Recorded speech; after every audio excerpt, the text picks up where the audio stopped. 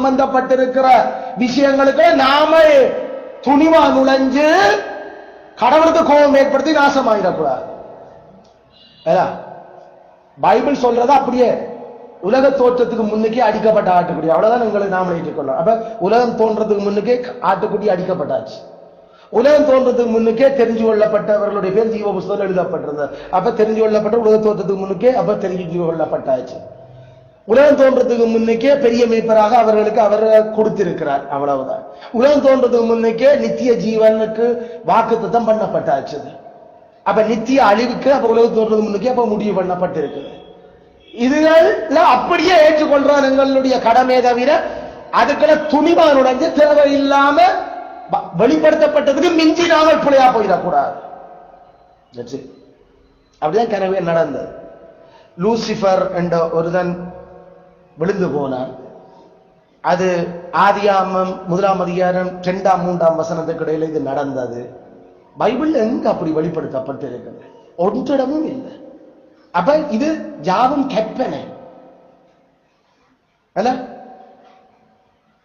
ஆதாமனுடைய காலம் அது அது குற்றமில்லாத காலம். ஆதாமனுடைய 3ஆம் அதிகாரத்தில இருந்து மனச்சாட்சியின் காலம் எங்க எழுதப்பட்டிருக்குது? அல்ல என்ன படம் காட்டப்பட்டிருக்குது? அப்படி ஒண்ணும் இல்லை. அப்ப யாவும் கற்பனை அல்ல. இந்த கற்பனை கதைகளை கொண்டு வந்து பூத்தா கூடாது. ஆதாமுக்கு முன்னுக்கும் மனுஷர் வாழ்ந்தவர்கள். அதனால ஆதாமுக்கு முன்னுக்கும் மனுஷர்கள் கடவுள் ஆவி இல்லாம ஆத்துமா இல்லாம படைச்சிருக்கிற எங்கடப்பா பைபிள் அப்படி இருக்குது? ஜாவம் கற்பனை. கடவுள் மனுஷர குரங்கில இருந்தான் உருவாக்கினவர். ஜாவம் கற்பனை. ஏண்டா கடவுள் மண்ணிலிருந்து மனுஷனை தண்ட சாயல படைச்சார் எழுதி இருக்கிறார். எழுதப்பட்டதுக்கு மிஞ்சி எண்ணாத. ஆனா எழுதுறதுக்கு மிஞ்சி யோசிச்சாங்க. குரங்குக்கும் மனுஷனுக்கும் ஒப்பிடு கிட்டமுட்ட சரியா இருக்குது. அவ குரங்குல இருந்து வந்திருக்கணும்.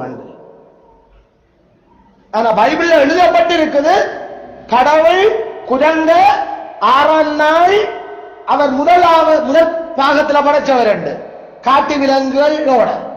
ஆனா மனுஷனை நாமல் படைப்போம் என்று படைச்சார் தண்ட சாயல்ல.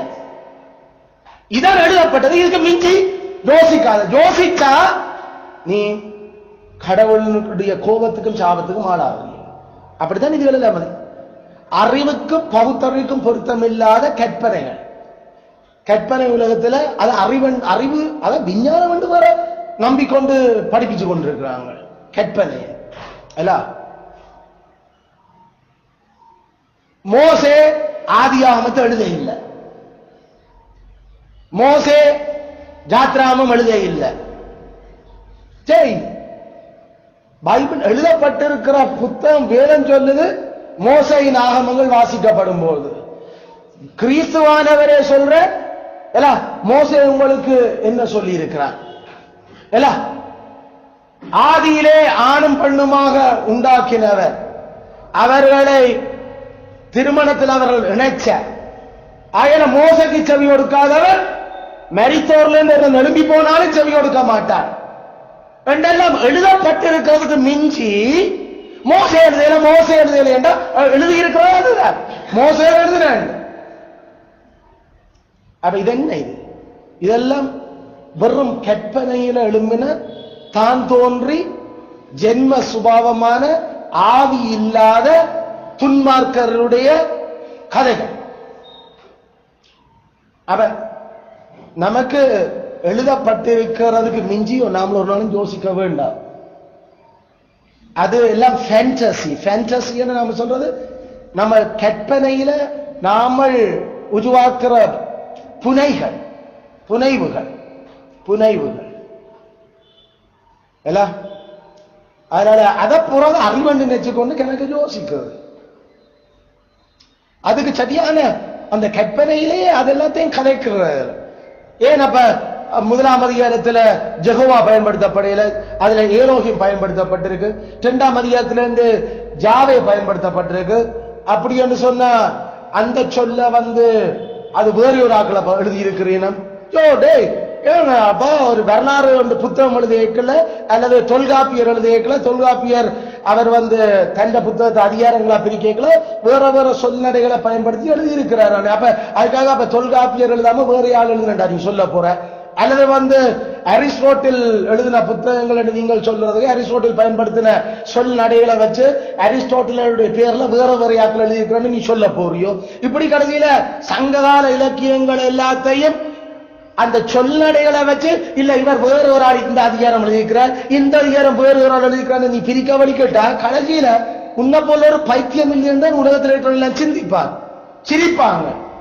அதுல பைபிளுக்கு மட்டும் நீங்கள் அதை ஜெகோவா ஈஸ்ட் எழுதி இருக்கிறேனும், ஏலோஹிம்ஸ்ட் எழுதி இருக்கிறேனும், அதை டியூட்டரோனமிஸ்ட் எழுதி இருக்கிறேனும், அதை பிரீஸ்ட் எழுதி இருக்கிறேன் பிரிச்சு பிரிச்சு எல்லாம் பிரிச்சு மேஞ்சு புதுசா கற்பனை கதை உருவாக்குறீர்கள்.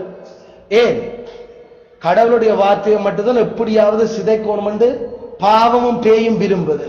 மிச்ச மனுஷன் எழுத்துக்கள் ஒன்றையும் சிதைக்காது விரும்ப இல்லை. மனுஷன் பாவம் கடவுளுடைய சட்டத்தோட முரண்படுறபடியா அத கடவுள் எழுதையிலேன்னு சொல்றதுல கங்கணம் கட்டிக்கொண்டு எல்லாரும் முயற்சிக்கிறேன். அது தொல்காப்பியர் என்ன அத சந்தி இலக்கணம் அத அத அத வேற யார் எழுதினாங்க அல்லது மகாபாரதத்தை அவர் வால்மீகி எழுதியல என்று ஒரு சொல்ல மாட்டார். அங்கேயும் அது அல்ல திருக்குறள் திருவள்ளுவர் எழுதிய ஒரு சொல்ல மாட்டார். ஏன்? அது கடவுளோட வார்த்தை இல்லை, அதனால அவர்களுக்கு அது எந்த ஒரு பிரச்சனையும் இல்லை. ஆனா கடவுளுடைய வார்த்தையோட மனுஷனுக்கு பிரச்சனை.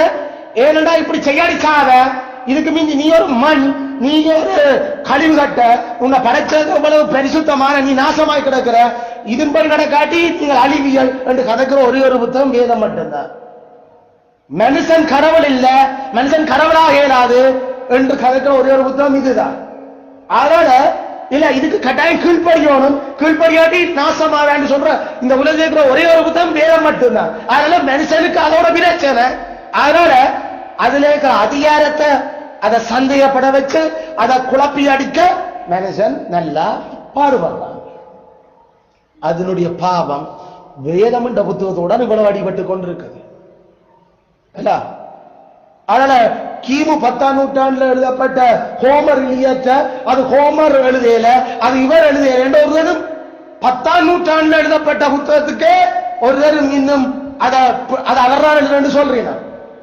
ஆனா 15ஆம் நூற்றாண்டு எழுதப்பட்ட மோசையுடைய புத்தகத்தை அது மோசை எழுதியலன்னு சொல்ல வலிக்கிறீங்க. அதை விட ஒரு 5 நூற்றாண்டு கூட முதல்ல எழுதப்பட்டது.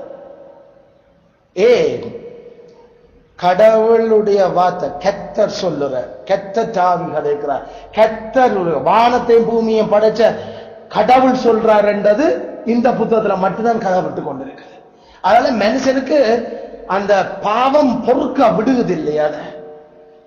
ஹோமர் இலியட் அது பரிசுத்தமான கடவுள் சொல்லுகிறார் என்று எழுத இல்லை. அது கிமு 10ஆம் நூற்றாண்டு எழுதப்பட்டது, 1000ஆம் ஆண்டுல, அதாவது தாவீதுடைய காலத்துல. ஆனா தாவீதுக்கு முன்னுக்கு 500 வருஷத்துக்கு முன்னுக்கு தான் மோசே எழுதி முடிச்சாரு. ஆனா அதோட பிரச்சனை இல்ல.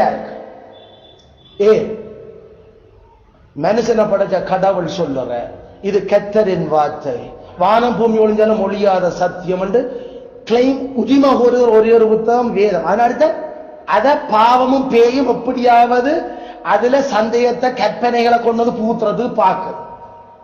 அல்ல நீங்களோ பிரியமானவர்களே, ஒரு விஷயம் ஒப்பு கொடுக்கப்பட்ட அந்த அழியாத விசுவாசத்துல உறுதியாயும் தைரியமாயும் நின்று இந்த ஜென்ம சுவாபம் ஆவி இல்லாத இந்த துன்மார்க்க மனுஷருடைய கதைகளுக்கு இழுபடாம எழுதப்பட்டதன் படியே யோசிச்சு எழுதப்பட்டதுக்கு மிஞ்சி ஒன்றையும் யோசிக்காம நம்மளுடைய நிலைமைய மனுஷர் என்று நாம் விளங்கி எண்ண வேண்டியதுக்கு எங்கட எண்ணத்தை விட கூட எண்ணி நாம கேட்டிலையும் அழிவிலையும் விடாம எங்களை முற்றிலும் பரிசுத்தமாக்குற கர்த்தருக்கு ஒப்பு கொடுப்போமாக. அவரால் தான் நாம உலக தோற்றத்து முன்னுக்கு தெரிஞ்சு கொள்ளப்பட்டிருக்கிறோம். அவர் முற்றுமுடிய எங்களை ரட்சிக்க வல்லவராக இருக்கிறார். அவரோட எங்களுக்கு நித்திய ஜீவன் இருக்குது. அவரே தேவன்ற குமாரன் என்று விசுவாசிக்கிறவன் தான் நித்திய ஜீவனை சொந்தரிவான். அவர் தான் கடவுள். அவரோட உடன்படிக்கை நடந்தது என்றதை, உடன்படிக்கை இல்லாம அவர் ஒரு நாளும் எங்களோட இடவெளியிலே என்றதை நாமல் விளங்குவோமா. கெத்தராமே இந்த கிறிஸ்து இல்லாம எங்களுக்கு ஒன்றுமே இல்லை, கிறிஸ்து வாகிய தேவகுமாரன் இல்லாம எங்களுக்கு வார்த்தையும் இல்லை, எங்களுக்கு பரிகாரமும் இல்லை, எங்களுக்கு ஆட்சியும் இல்லை.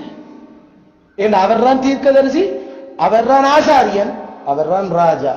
அவர்கிட்டயே சரணாகதி அடைஞ்சு கிறிஸ்துவே எல்லாம் என்றதுல நாமல் விளங்கி உறுதியாக அவரை பற்றி பிடிச்சு அவரால் பரிசுத்தமாக்கப்பட்டு நாமல் ஆத்துமா செல்ற முழுமையாக அவர்கிட்ட ஒப்பு கொடுத்து பைபிளின் படி மட்டும் நாமல் பார்த்து வாசிச்சு